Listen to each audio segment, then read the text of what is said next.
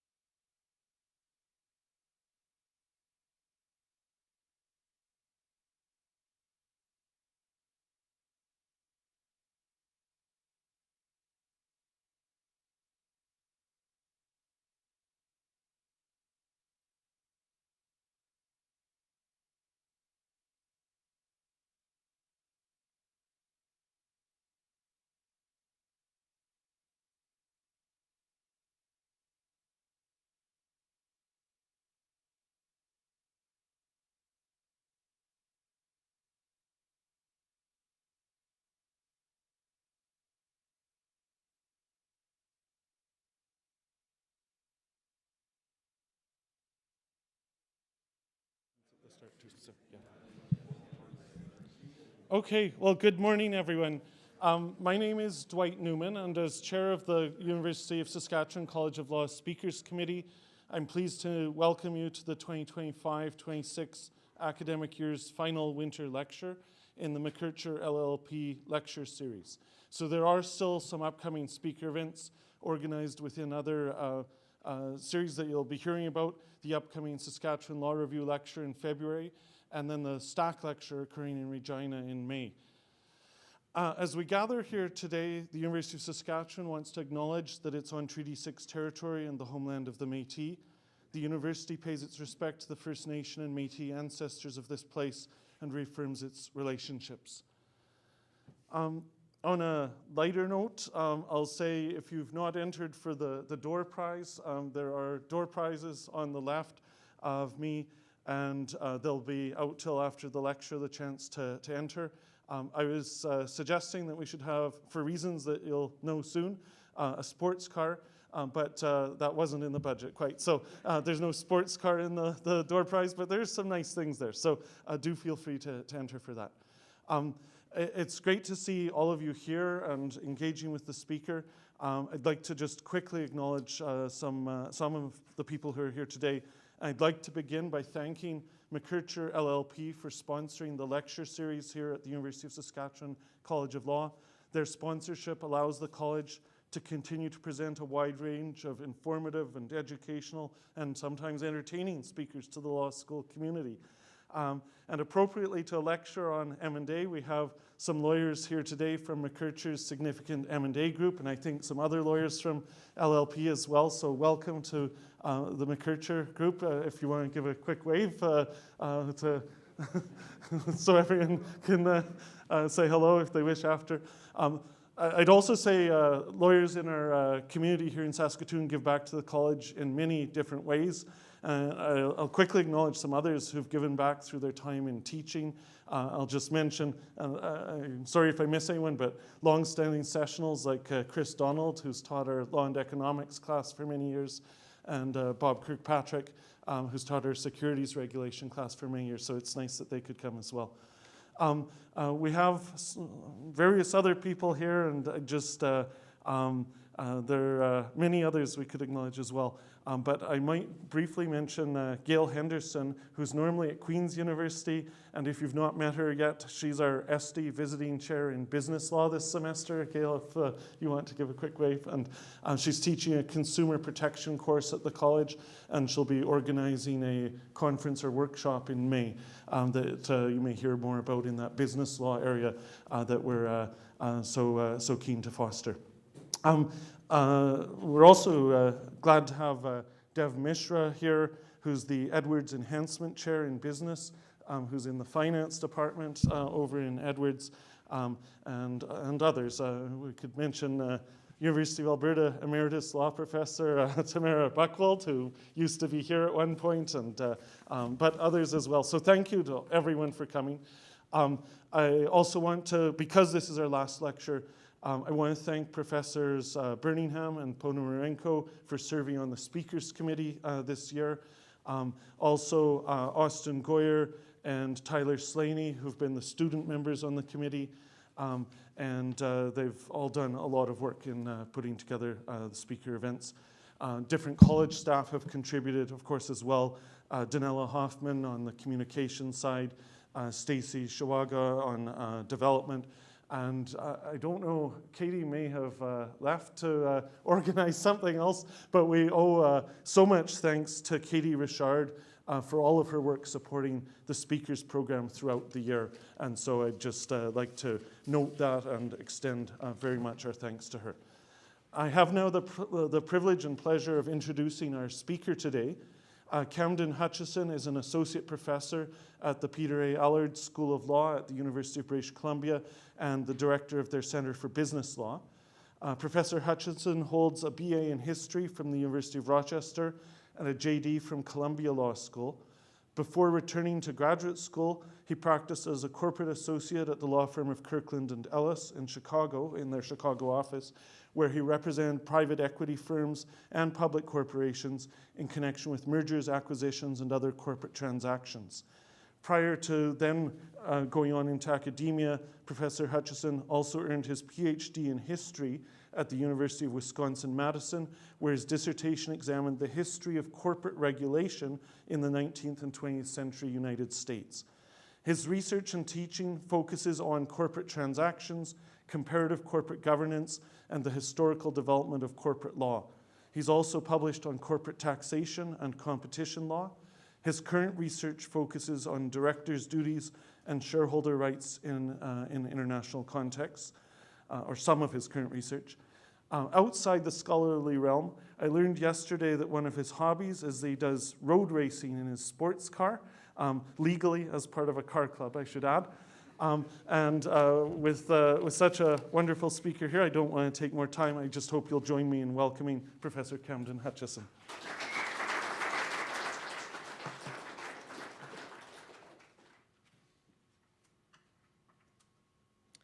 So thank you very much. My name is Camden Hutchison. As alluded to, my research and teaching focus primarily on corporate transactions, which is what I will be talking about today. And on my introductory slide, I have a picture of a used car.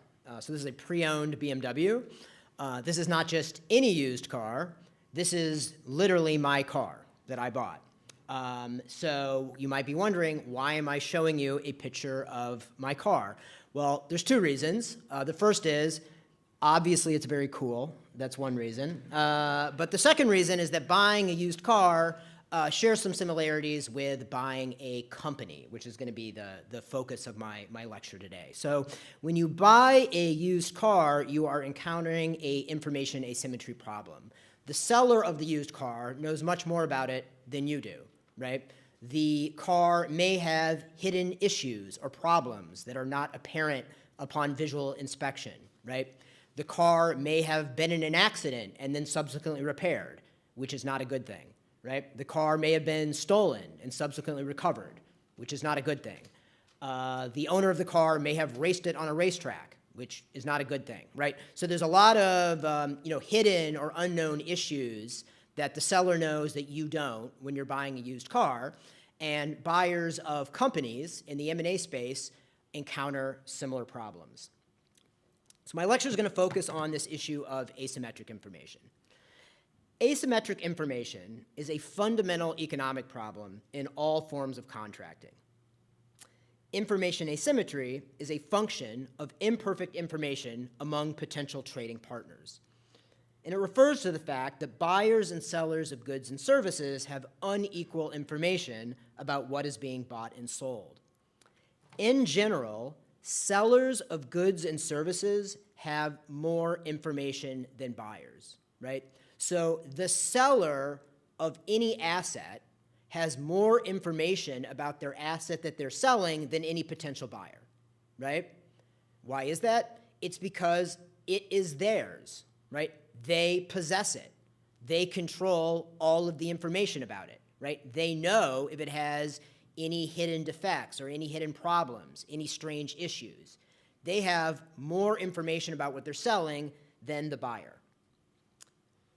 Buyers with imperfect information rationally fear that sellers will take advantage of them. This concern reduces the price that buyers are willing to pay and sometimes prevents transactions altogether. To the extent that information asymmetry reduces transactions, it also reduces economic efficiency, in that welfare-enhancing trades fail to occur due to information problems. And this is a form of market failure. So economists define market failure as any situation in which markets fail to efficiently allocate resources. Right? That's the definition of market failure. And information asymmetry is one of the major causes of market failure. So how does that relate to the market for companies? So just like cars, houses, and other variable quality assets, information asymmetry is an issue in the market for buying and selling companies. So as I mentioned in my introductory slide, buying a car, the seller may be privy to hidden information that the buyer is not, so there's information asymmetry in buying a car. Anyone who owns a home, right, when you buy a home, there could be hidden issues with the home. I live in Vancouver, so I wouldn't know. But if you buy a house, it could have termites, right? It could have, I don't know, cracks in the foundation. It could be haunted by a vengeful spirit. It could have a number of hidden issues that you don't know about as a buyer, right? So there's information asymmetry when you're buying a house. And there's also information asymmetry when you are buying a company. Now, all of these markets, the market for cars, the market for houses, the market for companies, in all of these markets, information asymmetry problems are mitigated by innovations that have been developed by market participants in order to solve these kinds of problems. So, right, like in the used car market, for example, before you buy a car, you want to perform some kind of due diligence on the car, right? The most common example of that is you would get the Carfax report, right? You would get a research report from like a third-party research organization that they'll give you the history on the car. Has the car ever been stolen? Does it have a salvage title, et cetera? You might have a buddy who's into cars. You might bring him or her to look at the car. They can, suss out where it has any issues. If you're buying a used car, certain luxury brands, like BMW, for example, they have certified pre-owned programs, right, where the car is certified by the manufacturer and they will actually offer you a warranty, right? So if things break in their car, you can get it repaired. So like my car was a certified pre-owned, right? So it had a warranty when I bought it, right? Similar with houses, like, there's all sorts of, legal and business solutions to information asymmetry in buying houses. And the same goes for buying and selling companies.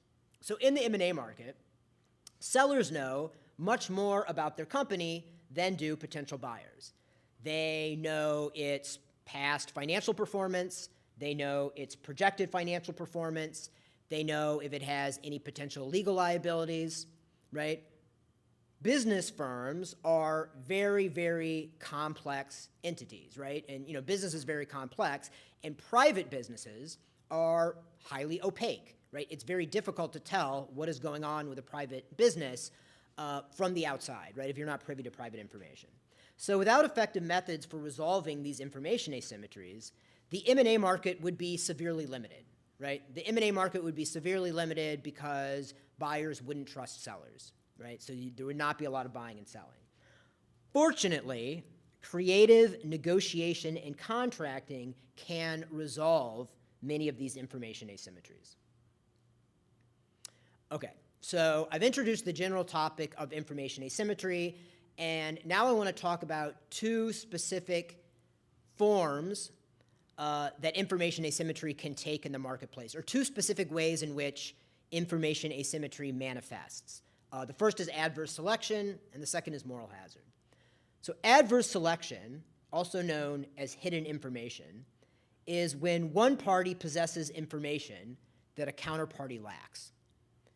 Moral hazard, which is also known as hidden action, is where one party acts without a counterparty's knowledge.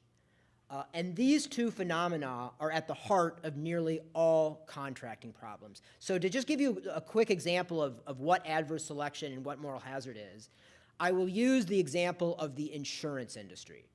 All right? Economists love to study the insurance industry because the insurance industry is characterized by both adverse selection and moral hazard. So the insurance market is a lot different than the M&A market, but we can use the insurance market to explain the general concepts of adverse selection and moral hazard. So adverse selection in the insurance market is due to the fact that people or individuals who are at risk of suffering a loss are the most desirous of buying insurance. That's the adverse selection problem in insurance markets. So, for example, people who live in areas where there's a lot of flooding are the most eager to buy flood insurance, right? People who live in areas where there's lots of fires are the most eager to buy fire insurance, right? People who live in areas where there's a lot of property theft, other things being equal, are the most likely to buy theft insurance. A very, dramatic example of this, I suppose, that you see in the United States where there's private health insurance markets. There's not in Canada, of course, but in the United States where there's private health insurance markets, people who are very ill are the most desirous of buying health insurance, right? Now, this is a big sort of economic and business problem for insurance companies because insurance companies make money by collecting more in premiums than they pay out on their policies, right? So from the perspective of an insurance company, the people who are the most eager to buy their products are their worst customers. They're adversely selected. The people who are most likely to experience a loss are also the most likely to buy insurance, right? So they're adversely selected. That's an example of adverse selection in insurance markets. Insurance can also explain moral hazard. So moral hazard in the insurance market refers to the phenomenon that people who have insurance often change their behavior in a way that increases the risk of loss, right? So like maybe prosaic example of this is like imagine use the theft insurance example, right? So imagine someone has like a big mansion and they buy theft insurance, right, to protect against, I don't know, any break-ins or any burglaries or whatever. Maybe not a big mansion, whatever. They have a house. They buy insurance to protect against robberies or burglaries. And then they have to make a decision about whether or not to invest in an expensive home security system. Let's imagine a home security system, I don't know, it's like thousands and thousands of dollars. It's quite expensive. And they're trying to decide whether or not they should buy a home security system. Well, they might think, I'm insured. So, God forbid somebody breaks into my house. But if they do, the insurance company will cover the loss. So on the margin, I'm not going to invest in a home security system, right? The fact that they are insured actually increases the likelihood that the loss is suffered, right? This is moral hazard in the insurance industry. A more extreme example of moral hazard would be somebody takes out a fire insurance policy on their house and then burns down their own house to collect the insurance. That would be an extreme example of moral hazard. So that's adverse selection and moral hazard, and we see these in the M&A market as well. So, adverse selection. Under conditions of imperfect information, market participants who possess adverse information will be most willing to sell or buy, right? So if we think about the market for companies, we can expect that companies being sold are of systematically lower quality than companies that are not being sold, other things being equal, right? Because if a company is really high quality, the owner is less likely to sell it. If a company is of really low quality, other things being equal, the company is more likely to sell it, right? Now, of course, not all companies being sold have quality issues. I mean, not all companies being sold are low quality. There are many innocuous reasons that people sell companies, right? They're selling for strategic reasons. They're selling because they need liquidity. They're selling because of some kind of lifestyle change. They're retiring. There's some kind of succession issue. They're selling because they just get a really good offer. So there's lots of innocuous reasons that people sell companies. I'm not suggesting that companies that are being sold are of systematically low quality. I'm suggesting that they are systematically lower quality than companies that are not being bought or that are not being sold on average, right?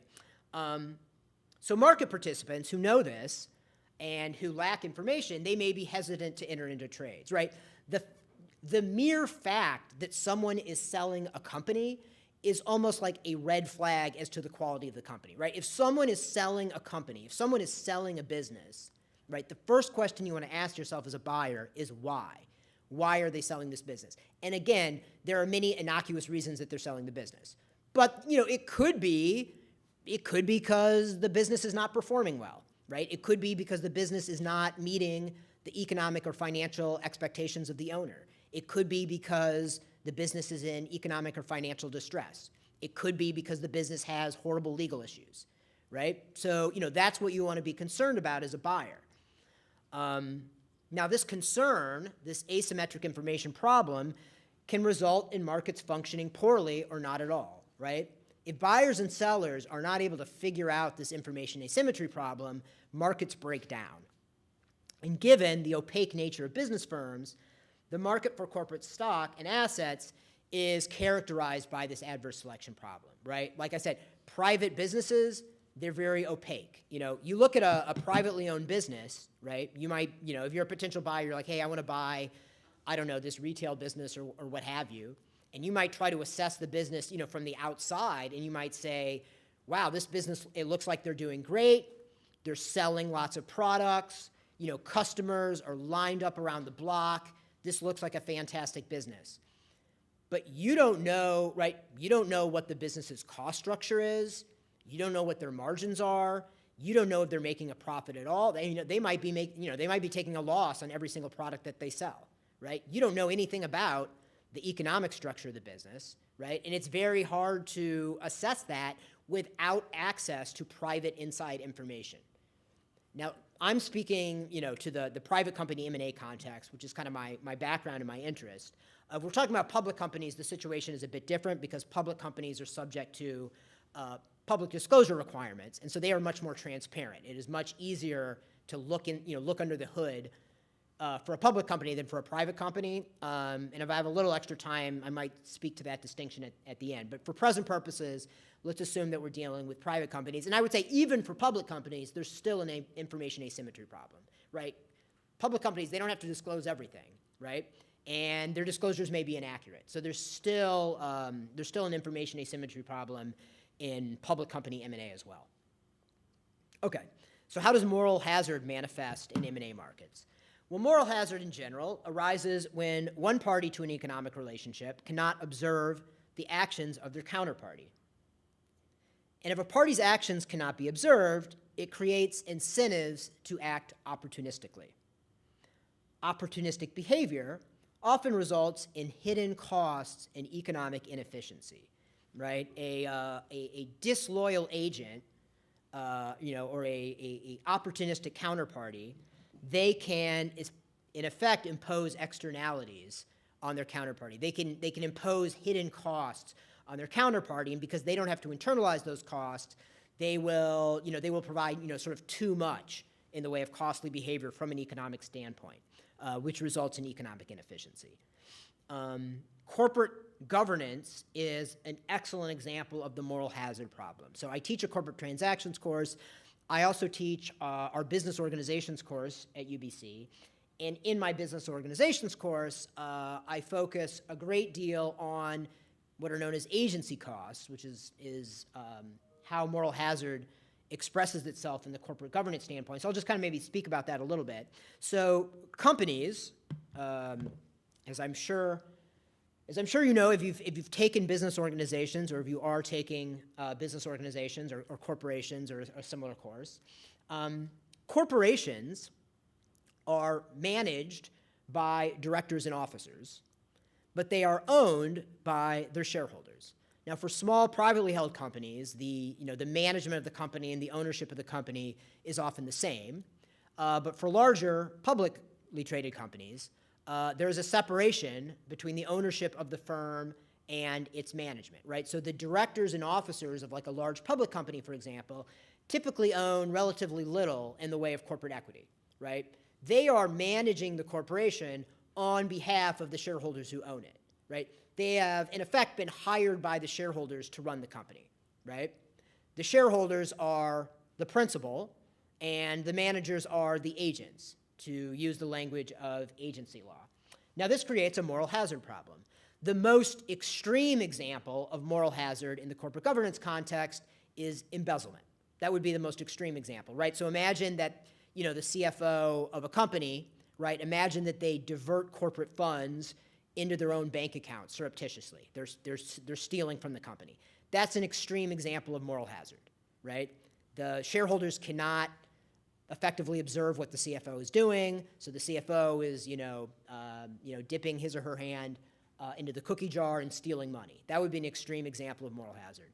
A much more common example of moral hazard, and I could give tons of examples, but a much more common example of moral hazard is what economists refer to as shirking. So shirking is a more common example of moral hazard, and shirking simply refers to a situation in which corporate management, or any agent for that matter, exerts less than maximal effort. That's shirking, right? You cannot observe what management is doing, and so management has an incentive to shirk. So if you think about the management of a company, from the perspective of the shareholders who own the corporation and are entitled to the residual economic value of the corporation, what they want the managers, like the CEO, let's just use like the CEO as sort of a proxy for all managers. What they want the CEO to be doing is they want the CEO to be absolutely killing themselves, working 24 hours a day, 7 days a week, in order to maximize the profitability of the firm, right? They want them, ruining their life, neglecting their family, right? They want that, like Elon Musk when he was in the 60 Minutes interview and he was like, I'm sleeping in the Tesla factory, and he like broke down in tears. Like that's what they want, right? They want a CEO who's just ruining their life in order to maximize shareholder profits, right? The CEO obviously has different incentives, right? The CEO wants to relax, right? The CEO wants to go golfing on the weekend, right? The CEO does not have the same incentives as the shareholders, and if the CEO can get away with shirking, they will, right? If they can get away with exerting less than maximal effort, they will. So there's always a misalignment of incentives between corporate management and corporate shareholders. And there are a number of contractual methods to realign those incentives that I'm actually not focusing on for purpose of today's lecture. But if you study corporate governance and you study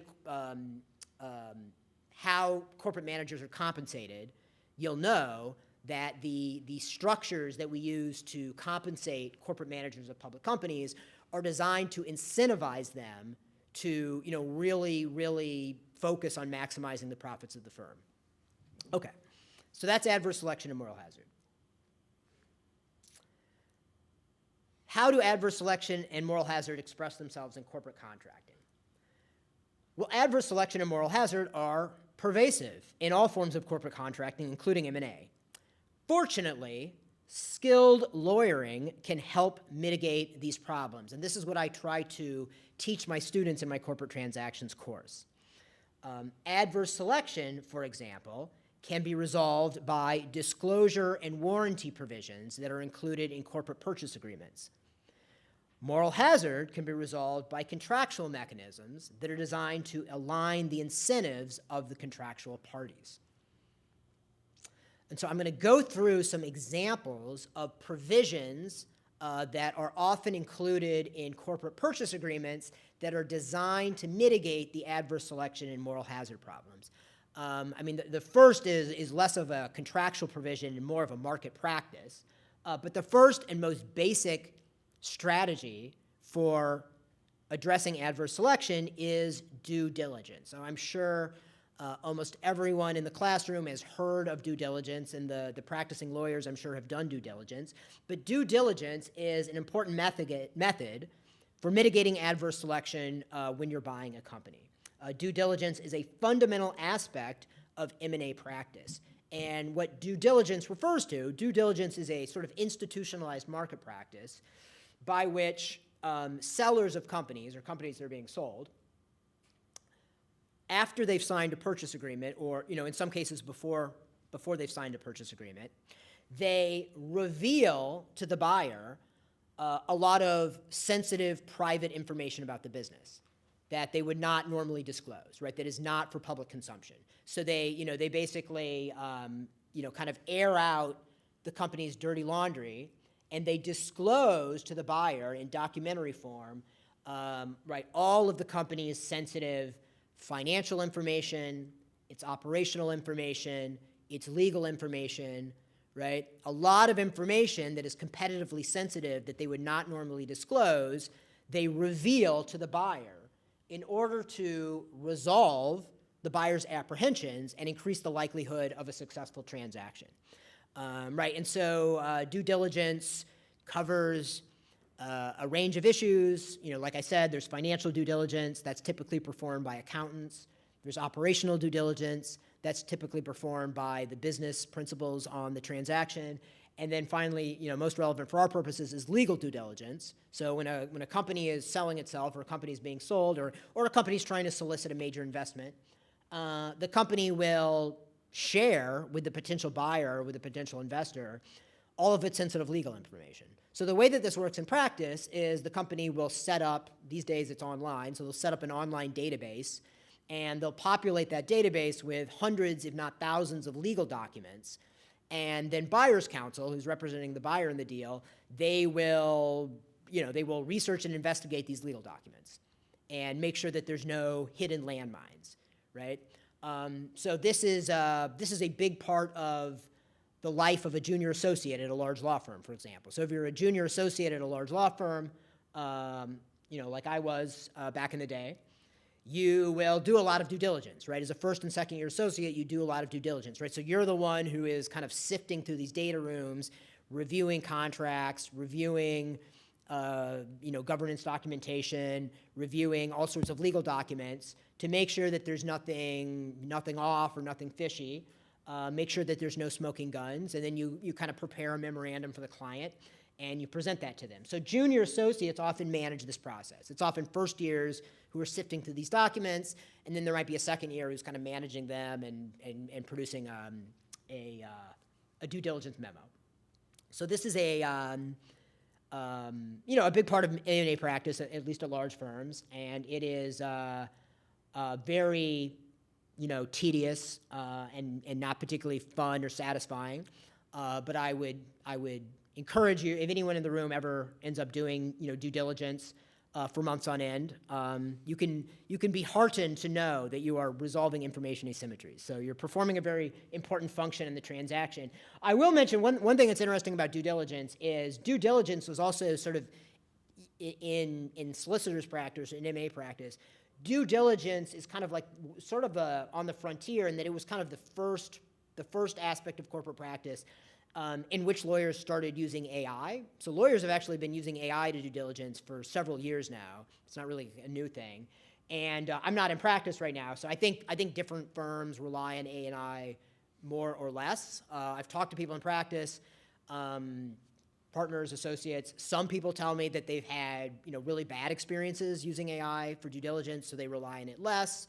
Other people have told me that they have good experience, so they rely on it more. I imagine that as the years go by, AI will become a bigger and bigger part of due diligence. So what I mean by AI is you're basically just feeding these hundreds or thousands of documents into software which reviews them for you and provides like a summary report. But even if AI becomes much more pervasive in that area, of course, you will still need junior lawyers to interpret those reports, right? You'll still need someone who has legal knowledge to kind of understand what the AI is telling them. So that is sort of an interesting change that's occurring in practice. But whether it's automated or not, due diligence will surely remain an important part of M&A practice. So due diligence is sort of the most basic and the least glamorous method of resolving information asymmetries. But another method, which is, again, absolutely pervasive in corporate practice, any corporate purchase agreement or almost any corporate purchase agreement will include what are known as representations and warranties, right? So for the students in the classroom, if you become M&A lawyers, you'll be drafting a lot of purchase agreements, and you'll be drafting and negotiating a lot of representations and warranties, because almost all purchase agreements include them. What are they? Representations are simply statements of fact about the company being sold that are included in a purchase agreement. Right? They are statements of fact about the company. They're sort of disclosures about the company. So, for example, here's examples of some representations. You might have a representation in agreement that says the corporation is not involved in any litigation, right? Or the corporation is not subject to any environmental liabilities, right? Or the financial statements that have been provided by the company are true and correct in all respects. Or, management of the company is not being sued for misconduct, right? Goes on and on and on. Most purchase agreements include dozens of representations, right? So they have dozens and dozens of these statements of fact about the company. They're sort of statements as to the company's quality. They're statements that the company doesn't have any hidden issues. The representations are backed up by warranties, right?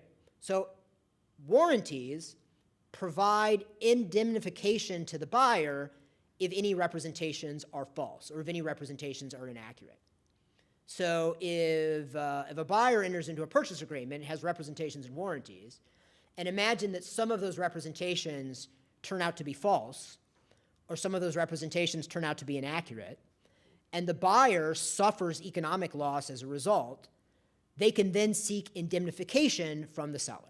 They can say, hey, but you breached your reps and warranties, we suffered a $100,000 loss because of that, you owe us $100,000, and it's a pretty straightforward process to enforce that, right? So these reps and warranties, they're very similar to warranties on anything else, right? Very similar to like a warranty on a car, right? If you buy a car and the transmission is faulty or whatever, and it's under warranty, that you get indemnified, right? The manufacturer will pay for the repairs. So it's a very similar concept. Representations and warranties protect buyers in two ways. The first and most obvious is they simply provide economic reassurance to the buyer, right? So the buyer is buying a company and they're like, I don't know, this company might have some issues. They're protected by the representations and warranties, right? So if something goes bad, they can, they have the assurance that they can seek indemnification. But there's another, and I would argue more important function of representations and warranties, is that they provide a highly credible signal as to the quality of the company that is being sold, right? So who in the classroom wants to guess, like, why is it that these representations and warranties, why do they provide a credible informational signal about the company? Somebody answer this question. What is about reps and warranties that provide information in and of themselves, independent of the actual financial guarantee?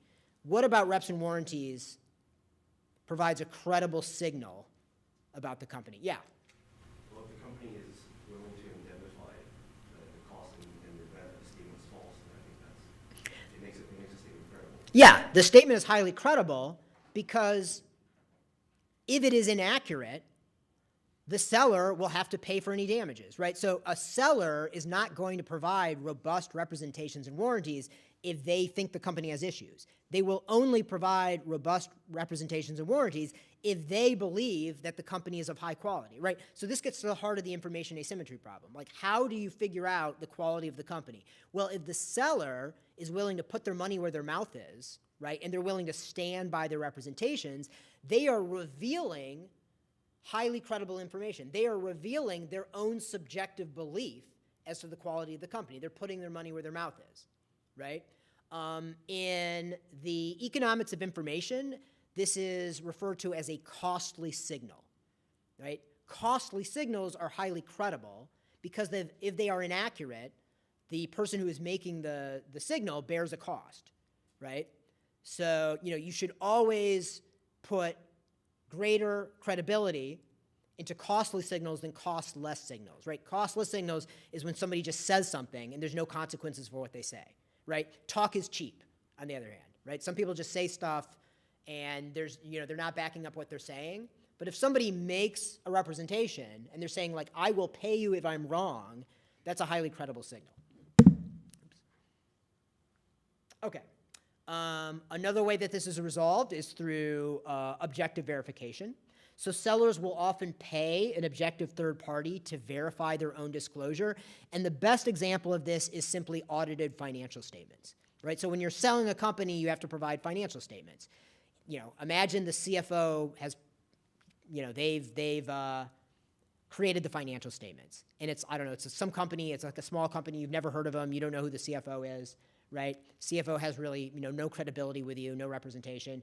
You don't know if the CFO is cooking the books. You don't know if the CFO is making stuff up. You don't know if the CFO is incompetent. Maybe they just don't know what they're doing. So what firms will often do, right, is they will pay an accounting firm to audit their financial statements and verify that the financial statements are correct. Accounting firms, the way that the accounting business works, is that accounting firms have typically, over years and years and decades and decades and decades, they've developed very strong reputations for competence and credibility in accounting, right?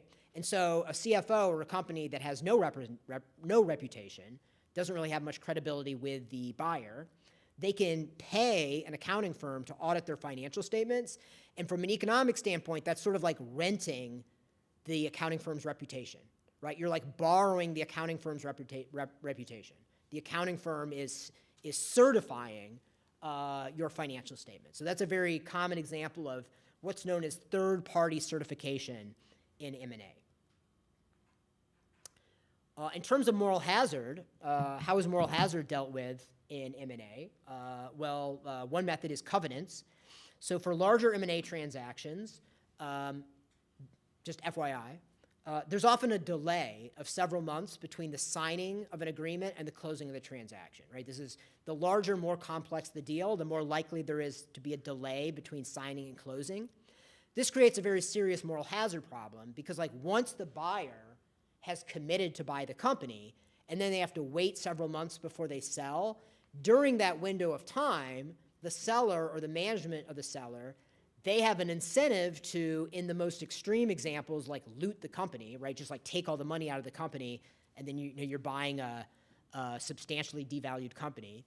Or, maybe a more prosaic example would just be like they just start slacking off, right? Because they're like, well, we already sold the company, we're already gonna get the money, so they just like let the company go down the toilet, right? Both are moral hazard problems. Because of this, almost all corporate purchase agreements include restrictive covenants that prevent the seller from engaging in any unexpected or deleterious or risky behavior before the transaction closes, right? So purchase agreements are full of what are known as restrictive covenants, and they prevent the company from, basically doing anything weird, changing its business model, paying out special dividends, giving management, like super bonuses, what have you. Anything that's going to deplete the value of the company, they're forbidden from doing. Generally, purchase agreements also include an affirmative covenant to continue to operate the company in the ordinary course of business, which is sort of a term of art. But the ordinary course of business, what this means is basically just a requirement that the sellers continue to operate the business consistent with historical practice, right? Again, no surprises. You're going to keep doing what you've been doing, and that is designed to mitigate the moral hazard problem. And in between the signing and the closing, if the seller breaches any of their covenants, deal's off, right? Buyer can walk away, right? If you violate your covenants, deal's off, buyer can walk away, right? So the seller has a strong incentive to be careful that it follows the covenants that it's agreed to. And then final example I'll give for moral hazard is just earnouts. So in some deals, you buy a company and then the sellers continue to run the business, right? So you might be a financial buyer, you buy a company, the sellers continue to run the business. You want to make sure that after you pay the sellers the purchase price, they're now running the business, that they're not going to start to shirk, that they're not going to start to go play golf and they're going to let the company diminish in value, right?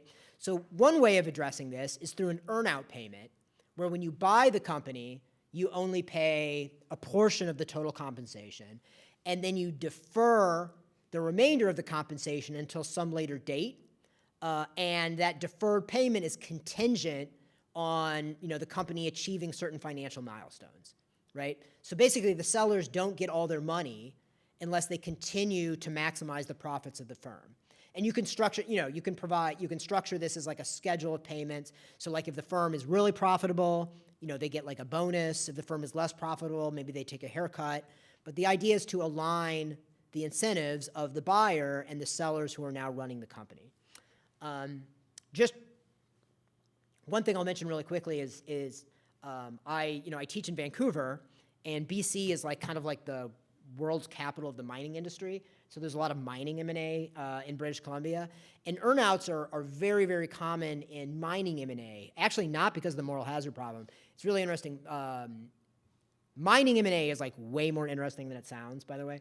But you often have earnout payments in mining M&A because there's like neither the seller nor the buyer have good information about the value of the company, because a lot of junior mining companies just hold speculative mining claims and really like nobody knows what the value is. So you often use an earnout to sort of, basically balance the risk between the buyer and the seller, which is a different way of using an earnout.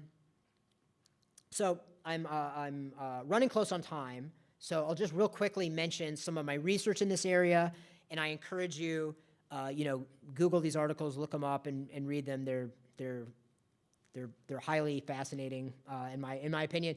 But one article I wrote on this is sandbagging in Canadian law. I was being facetious, by the way. I actually quite like this article. It's like a nice little article I wrote on sandbagging. Sandbagging in M&A is basically when the buyer signs an agreement with the knowledge that the seller is in breach of some of their reps, and then immediately turns around and sues them. That's sandbagging. It's sort of a controversial practice in M&A. It's the legality of it or the enforceability of reps and warranties in that context is somewhat unclear in Canadian law, so I wrote an article on it. I basically argue that buyers should be allowed to sandbag. I think sandbagging actually enhances the strength of representations and warranties, and I think it's not a problematic practice, and I think courts should allow buyers to sandbag. So if you want to read more about adverse selection, you can check out that article. And then an article I wrote that has more to do with moral hazard is reassessing the end of history, directors' duties, and shareholders' rights in comparative context. And this article is one of several that I've written on fiduciary duties in Canadian law and comparatively. So this article actually compares a number of jurisdictions around the world and talks about how they treat directors' duties. And I guess I would just maybe close things out by saying that fiduciary duties, which is like one of the most basic aspects of corporate law, I mean, fiduciary duties were really designed by courts to address the moral hazard problem, right? So fiduciary duties were developed by English common law courts centuries ago because English courts, when they were dealing with trusts and trustees, they intuited this moral hazard problem. They didn't use the language of formal economics, but they intuited that trustees have both the incentive and the opportunity to take advantage of their beneficiaries. And so they created the fiduciary duty. The fiduciary duty is a legal duty of loyalty to someone else, right? And as I always tell my students, fiduciary duties are very serious. A fiduciary duty is like a sacred duty, right? And it's a profound duty because in many ways it kind of flies in the face of human nature, right? Human beings are self-interested. They generally do things in their own interest. The fiduciary duty requires that you martyr your own interests, right? And that you look out for someone else benevolently. Like you look out for someone else, you don't look out for yourself. So it's a really, really profound legal duty in the various contexts in which it expresses itself. And lawyers often owe fiduciary duties to their clients. So it's something that's definitely relevant to any lawyer. So anyways, that's just some of my research. If you thought this talk was interesting, I would encourage you to check out these articles. And I would just kind of end as a last note to bring things back to the beginning. If you ever move to Vancouver and you're in the market for a used BMW M2, do not buy mine because I do race it on a racetrack. So that's my presentation, and I'm happy to answer any questions.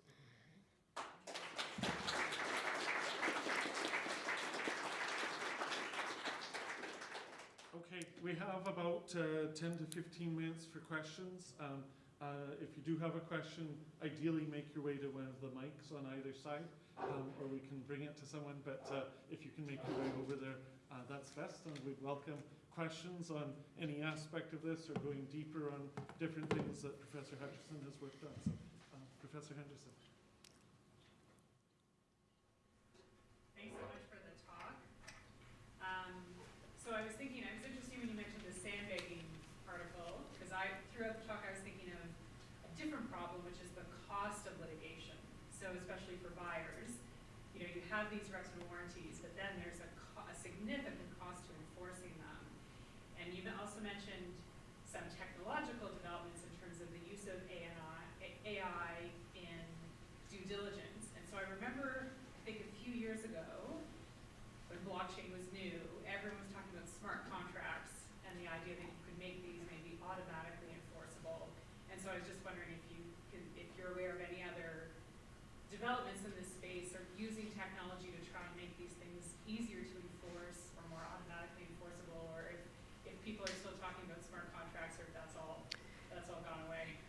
Yeah, so to answer your question, I don't know much about smart contracts. I mean, there are academics who've kind of explored the potential of smart contracts. I'm certainly not an expert.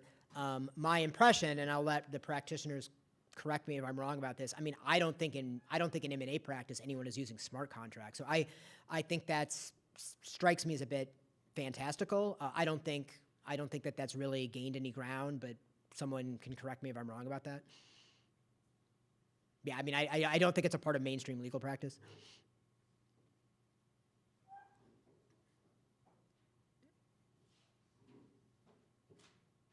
Don't you hate it when you have professors in the room who I- always feel that they have something to say? I love it, actually. So about 100 years ago, when I started teaching contract law, the idea of good faith in contracting was pretty foreign to Canadian law, particularly implied duties of good faith, where the courts would say, oh yeah, contracting parties have an obligation to act in good faith. Do you have any thoughts about how that impacts the problems that you've just outlined, and is particularly a judicially implied duty of good faith in contract performance or negotiation, which would be relevant to sandbagging, is that a good thing? And the reason and I guess one other comment is when this started to become a movement in Canadian law, there was a lot of concern about uncertainty and how that was going to affect parties in terms of what their liabilities were going to be in relation to contract performance and negotiation. So I just wondered if you've thought about how good faith intersects with this problem. Yeah, I have thought about that. So I actually addressed that specific issue in this article. So in my sandbagging article, I actually talk about the development of a duty of good faith and contractual performance in Canadian law. And although, I mean, I think good faith is good, I think that, for example, like the doctrine that's emerged out of like Basine v. Hernu, that case, I think I don't support it. I think it's a pernicious doctrine. I think that good faith and contractual performance, and this kind of goes back to Gail's question, is highly subjective. Whether or not a party was acting in good faith, whether or not a party had knowledge over a certain breach of representation is highly subjective, and therefore leads to very, very uncertain and expensive litigation. And I mean, this is a philosophical question to a certain extent, but I believe if we're talking about sophisticated parties, like in the M&A context, where both parties are sophisticated, I think they should be strictly bound to the terms of their contract. And the question should be, did you comply with the contract or not? And I think, again, ideally we want people to be acting in good faith, but I think that can be a red herring, and that can lead to a lot of uncertainty in the business world, and I think it can lead to a lot of uncertainty in litigation. So the development that came out of the Basine case from the Supreme Court of Canada about 10 years ago, and this sort of emergence of a duty of good faith and contractual performance, I think the costs exceed the benefits. That's my view on that particular doctrine. Thank you, Professor Hutchison, for the lecture. I have two questions. My first is that I notice in your strategies for alleviating information symmetry that these strategies kind of occur pretty close to when the transaction is about to be finalized. So they're in the contract drafting phase and doing due diligence.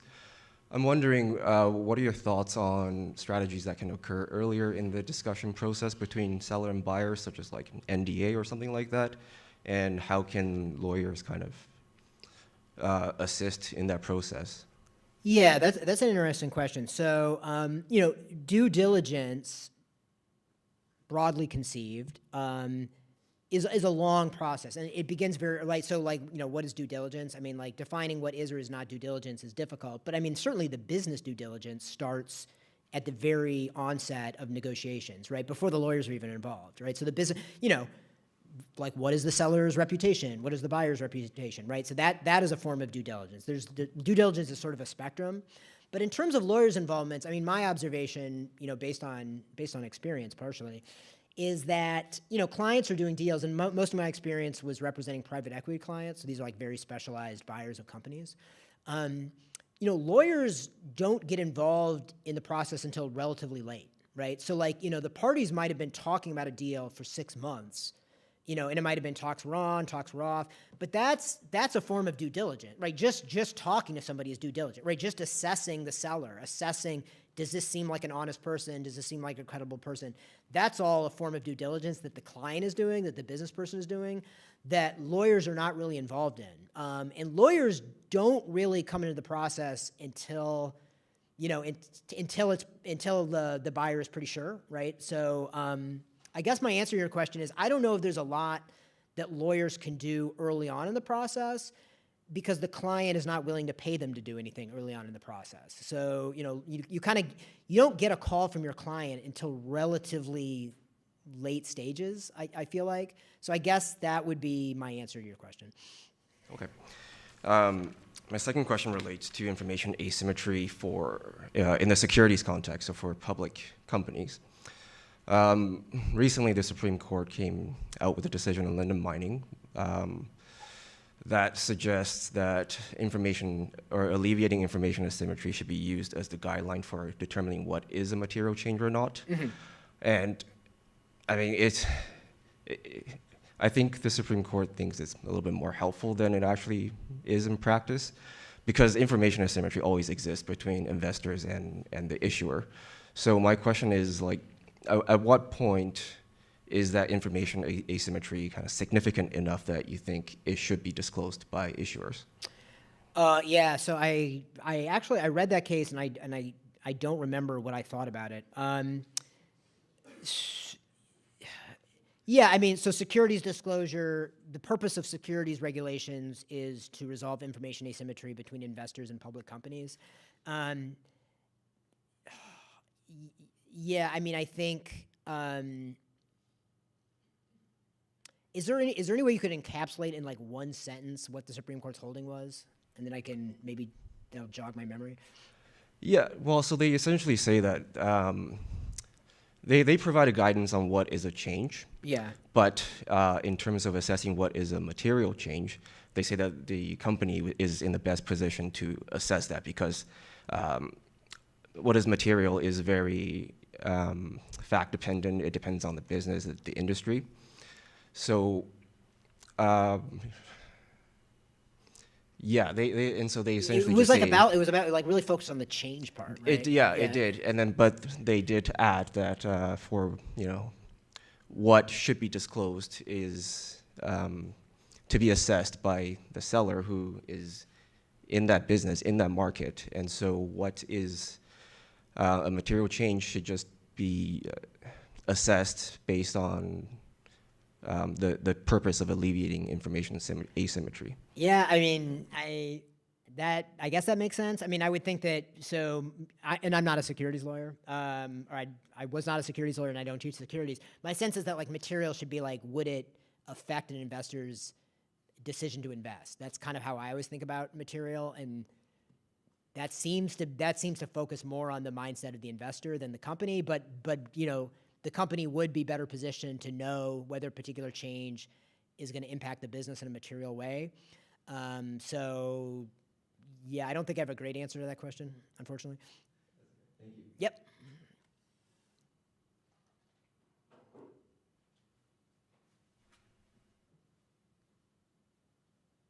Opportunity for other questions, as I say, to go deeper on anything or ask anything about Professor Hutchison's experience with some of this in different deals or so. I have another one since somebody mentioned AI, and all the AI questions are super fun. So you alluded to this in the poor junior associates who won't have jobs in the future. But I'm curious whether you believe, as we get more widespread usage of AI as part of M&A process, do you think that's going to help or harm information asymmetries? Like AI and due diligence, or just AI across the board? I'd say across the board, because I think you're right. At firms, ground zero of the usage of this was AI usage and due diligence dating back to years ago. There was a company called Kira circa 2016 that I believe started this off. But I mean, we see this in financial modeling. I do a lot of work with venture capital and PE firms. So when we get into financial due diligence, there's models being used that leverage AI. So whether it's legal AI, financial AI, operational AI. Yeah. So I guess the caveat you would probably know better than me. But to just give my own reaction to that, my sense is that, and I think that this is sort of like, this answers almost any question about AI. So I think AI is a tool, right? And I think AI can be used in a way that's effective, and I think AI can be used in a way that's ineffective. So my crude understanding of how AI is used, for example, in financial modeling, how AI is used in risk forecasting, I think it's a powerful tool, and I think if it's used effectively, it would aid in resolving information asymmetry problems. But I think AI, you have to use AI carefully. And so if you use AI in a manner that is ineffective or is non-expert, I think it can make things worse. So that's kind of a mealy-mouthed answer, but I think it's a tool, and I think it depends on how you use the tool. But I think it is a powerful tool. So I think there's certainly the potential that it could help resolve some of these information asymmetry problems. Yeah, and for what it's worth, I tend to concur in that Okay. as well. I mean, it's a tool, and we have conversations within our offices and whatnot. This isn't something that displaces your critical thinking. And I've found some interesting studies that have nothing to do with legal that talk about, ubiquitous use of AI, just handing off decision-making among professionals, and that reducing critical thinking over time. Like individuals essentially just divesting themselves of sort of problem-solving, thinking, et cetera, versus other individuals who are learning with and augmenting their practice with AI, as you say, as a tool, as opposed to just saying, do this for me. Yeah, I totally agree, and obviously we don't have time to go on an extended discussion about AI and its role in society, but I completely agree with you. I think it's a tool, and I think AI can be very dangerous. So I think that people who use AI thoughtlessly and basically just offload all of their critical thinking to AI. I mean, I think there's emerging research that shows that not only does that result in bad outcomes, it like literally can reduce one's cognitive skills. Like, I mean, it's just like very, very, very dangerous. But I think if AI is used effectively as a tool to augment critical thinking, I think it can be very powerful. So I think, I'm not a huge AI enthusiast, but neither am I an AI doomer. I think it's a tool that people will learn how to use, and some people will learn how to use it effectively, and some people will use it to their detriment. Thank you. Okay, in one moment we're going to thank Professor Hutchison, but if there's one more question, we could probably squeeze it in, especially if any student has been shy or so on. I want to give one last chance. So. Or otherwise, you can try to catch him after. Yeah. We're very grateful Thank you. to Professor Hutchison for speaking with us, and we have a gift to present to him as well. Thank you for speaking with us.